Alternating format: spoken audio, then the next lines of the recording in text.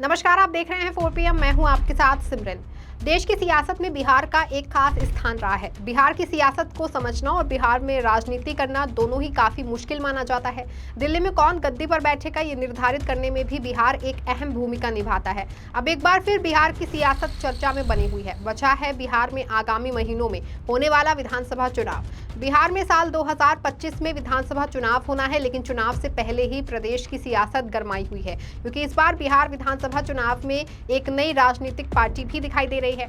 इस नई नवेली पार्टी की एंट्री बिहार की राजनीति में 2 अक्टूबर को गांधी जयंती के दिन हुई है। इस पार्टी को लेकर चर्चाएं पिछले काफी वक्त से बनी हुई हैं, लेकिन अब ये राजनीतिक पार्टी ऑफिशियल रूप से बन गई है और ये तय है कि ये नई नवेली राजनीतिक पार्टी 2025 के बिहार विधानसभा चुनावों में हिस्सा लेगी। हम बात कर रहे हैं चुनावी रणनीतिकार से राजनेता बने प्रशांत किशोर के नए राजनीतिक दल जनसुराज की।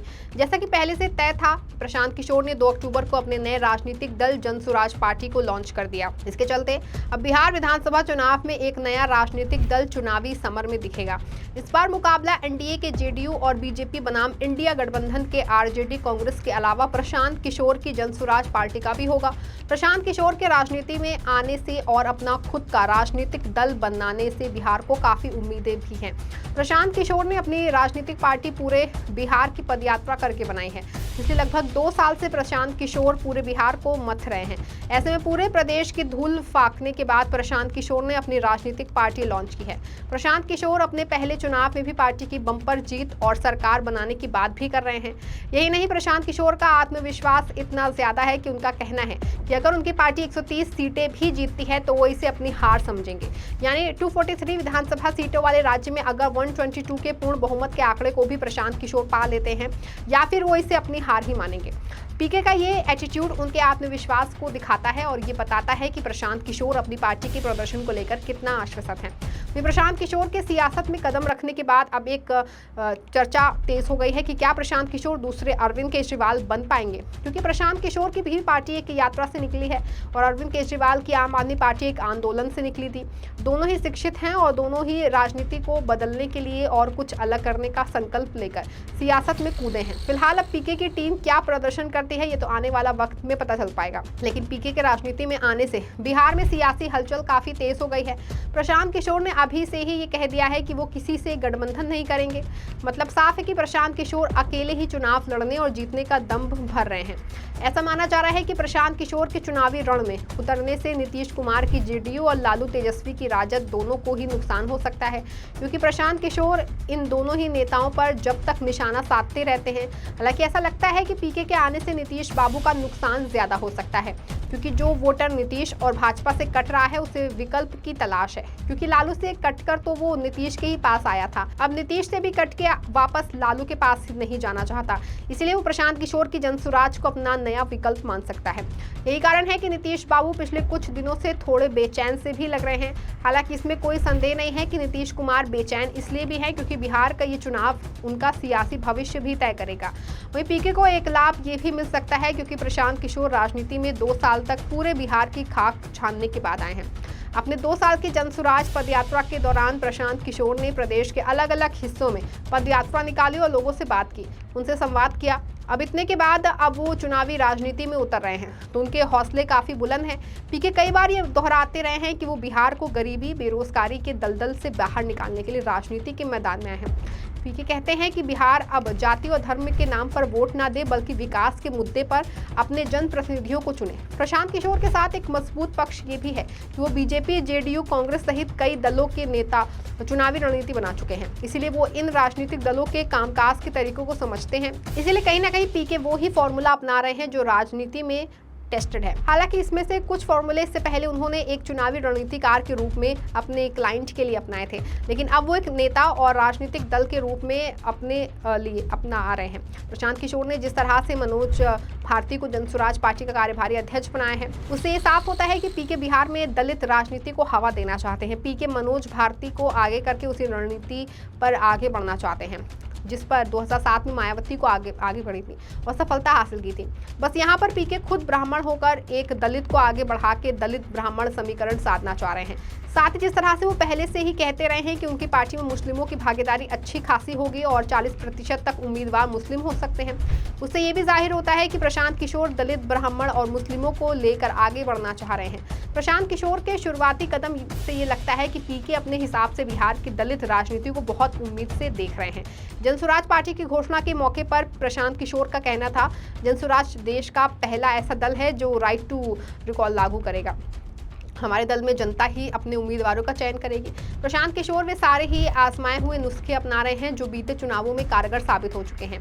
दलित राजनीति में भरोसे के पीछे कई कारण हैं। जिस तरह से प्रशांत किशोर ने मनोज भारती को जनसुराज पार्टी का कार्यकारी अध्यक्ष बनाया है, उसे मायावती वाले सफल सोशल इंजीनियरिंग की झलक देखी जा सकती है। मनोज भारती को जनसुराज का कमान सौंपा जाना मायावती के 2007 वाले सोशल इंजीनियरिंग एक्सपेरिमेंट की याद दिला रहा है। दलित ब्राह्मण के अलावा पीके जिस तरह से मुस्लिमों को भी साधने और पार्टी में भागीदारी देने की बात कर रहे हैं, उससे साफ है कि मुस्लिमों को भी अपने साथ ही रखना चाह रहे हैं ताकि वो लालू नीतीश की पार्टी में सेंधमारी कर सके। बिहार में मुस्लिम अभी तक लालू यादव की आरजेडी की ओर ज्यादा प्रभावित दिखा रहा है, जबकि दलित पर नीतीश कुमार की नजरें रही हैं और मुस्लिम पर नीतीश भी डोरे डालते रहे हैं। बिहार में पिछले लगभग 35 सालों से आरजेडी और जेडीयू का दबदबा रहा है। आरजेडी ने लगभग 15 साल तक शासन किया तो जेडीयू ने कभी बीजेपी के साथ मिलकर और कभी आरजेडी के साथ मिलकर के राज्य में सरकार चलाई। इसके अलावा बीजेपी और कांग्रेस भी राज्य में अपना खास वजूद रखते हैं। ऐसे में बिहार की बेहद कठिन सियासी पिच पर बैटिंग कर पाना प्रशांत किशोर के लिए आसान नहीं है। प्रशांत किशोर ने जनसुराज यात्रा के दौरान बिहार की बदहाली को मुद्दा बनाया। उन्होंने लोगों से कहा कि बिहार के राजनीतिक दलों और नेताओं ने यहाँ की जनता का नहीं बल्कि अपने परिवारों का भला किया और अपनी सियासी महत्वाकांक्षाओं को पूरा किया। प्रशांत किशोर का कहना है कि उनकी पार्टी बिहार से पलायन और बेरोजगारी से लेकर के बिहार के पिछड़ेपन और राज्य की समस्याओं के मुद्दे पर चुनाव लड़ेगी। इस तरह प्रशांत किशोर ने अपना चुनावी एजेंडा जरूर सेट कर दिया है और उनकी पार्टी के पास बिहार के चुनाव के लिए क्या रोड मैप है। पिछले कुछ महीनों में कई बड़े नेताओं और नौकरशाहों ने प्रशांत किशोर का हाथ पकड़ा है। इसमें पूर्व केंद्रीय मंत्री डीपी यादव, बीजेपी के पूर्व सांसद छेदी पासवान के अलावा बड़ी संख्या में पूर्व आईएएस और आईपीएस अधिकारी भी शामिल हैं। प्रशांत किशोर खुद को अलग दिखाने के लिए अभी तो सिर्फ मुद्दों की बात कर रहे हैं और मुद्दों को लेकर ही जनता के सामने जाना चाहते हैं। प्रशांत किशोर ने बिहार में शराबबंदी को बड़ा मुद्दा बनाया है। उनका कहना है कि अगर उनकी पार्टी की सरकार बनी तो वो तुरंत शराबबंदी को खत्म कर देंगे। बिहार में पिछले कुछ सालों में नकली शराब पीने की वजह से बड़ी संख्या में लोगों की मौत हुई है। राज्य में ये एक बड़ा मुद्दा है।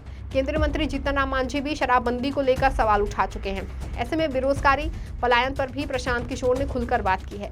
प्रशांत किशोर ने अपने सभाओं में लालू प्रसाद यादव और नीतीश कुमार के शासन पर हमला बोला है। उन्होंने कहा कि अगर इन नेताओं ने बिहार के विकास पर ध्यान दिया होता तो राज्य के लोगों की हालत इस कदर खराब नहीं होती। लेकिन सवाल यह है कि क्या बिहार के मतदाता पीके की बातों पर भरोसा करेंगे?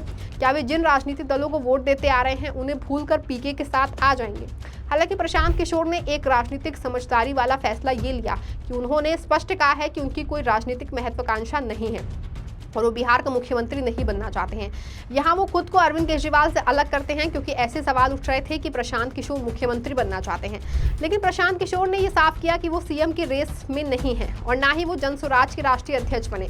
बेशक पार्टी के आलाकमान पीके ही होंगे, लेकिन वो किसी पद को लेना नहीं चाहते। बिहार की राजनीति में जाति का फैक्टर सबसे ज्यादा है। प्रशांत किशोर भूमिहार जाति यानी स्वर्ण समुदाय से आते हैं और ऐसे में ये सवाल जरूर उठता है कि क्या दलित पिछड़े समुदाय के सियासी दबदबे वाले बिहार में लोग विकास के मुद्दे पर प्रशांत किशोर को वोट देंगे? प्रशांत किशोर ने पिछले 2 सालों में आरजेडी के कोर वोट बैंक माने जाने वाले मुस्लिमों और यादवों को साधने की कोशिश की। उन्होंने ऐलान किया था कि उनकी पार्टी बिहार में मुस्लिम समुदाय के 40 और महिलाओं और अति पिछड़ा जाति के 70 प्रत्याशियों को टिकट देगी। उन्होंने दावा किया कि लोग जाति व धर्म से ऊपर उठकर उन्हें वोट देंगे। हालांकि बिहार में राजनीतिक हमेशा से हावी रही है। बिहार की राजनीति में आमतौर पर यही माना जाता है कि मुस्लिम और यादव समुदाय के वोट आरजेडी को मिलते हैं, जबकि स्वर्ण समाज का बड़ा तबका बीजेपी की वोट देता है। नीतीश कुमार को उनके कोर वोट बैंक को कोरी कुर्मी के अलावा अति पिछड़ी जातियों मुसलमानों का भी समर्थन हासिल होता रहा है। प्रशांत किशोर के जातियों के साधने की राजनीति की वजह से निश्चित रूप से एनडीए और आरजेडी के नेतृत्व वाले महागठबंधन में हलचल जरूर है। तमाम बड़े राजनीतिक दलों के लिए न सिर्फ चुनावी स्क्रिप्ट तैयार करने वाले बल्कि उन्हें जीत दिलाने वाले प्रशांत किशोर की विधानसभा चुनाव में बड़ी परीक्षा होनी है। देखना होगा कि प्रशांत किशोर इस परीक्षा में कितने सफल होते हैं। फिलहाल पीके के आने से बिहार में राजनीतिक हलचल तेज जरूर हो गई है। इस खबर में फिलहाल बस इतना ही। ऐसी तमाम राजनीतिक खबरों के लिए बने रहें और जुड़े रहें 4 PM के साथ। धन्यवाद।